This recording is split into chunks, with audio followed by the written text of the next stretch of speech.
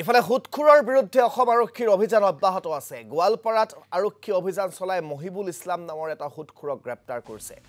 আৰক্ষীয়ে 11টাকৈ mobile bike সহ বহু নথিপত্ৰ জব্দ কৰিছে এই সুদখোৰটোৰ পৰা।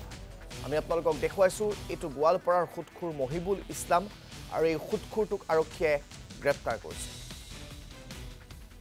আপুনি দাদা কথাটো শুনক, যেতিয়া আপোনাৰ ঘৰত কোনোবা মানুহ আহিছে, এতিয়া আলহী কোনোবা মানুহ আহিছে, আপনিতো ঘৰতে নাই, আপুনি কেনেকৈ ক'ব?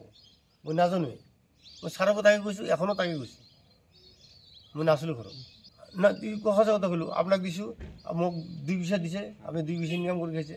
পইচা নহ'লে কোনো নাচেনে, কাকো নিদিয়েও। এতিয়া আপোনাৰ পৰা 2 টকা মই লৈ কেনে বিজনেছ কৰি খাইছোঁ মই।